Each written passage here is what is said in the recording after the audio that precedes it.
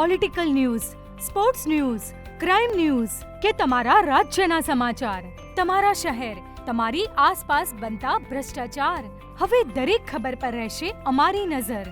અમે બનીશું તમારો અવાજ. દરેક સત્ય, દરેક સમાચાર જે જનતા સાથે જોડેલી હોય.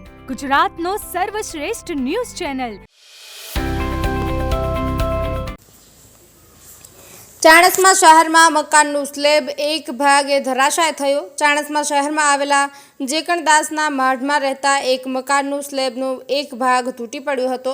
વરસાદની ઋતુમાં જો વધુ વરસાદના કારણે આ મકાન ધરાશાય થાય તો આજુબાજુના મકાનોને પણ નુકસાન થાય તેવું દેખાઈ રહ્યું છે. આ મકાનનો સ્લેબ પડતા આજુબાજુના રહેણાંક મકાન માલિકોએ દ્વારા નગરપાલિકાને જાણ કરતા નગરપાલિકા દ્વારા મકાન માલિકને પણ મકાન ઉતારી લેવાની નોટિસ આપવામાં આવશે તેવું જાણવા મળ્યું હતું. કમલેશ પટેલ, પાટણ.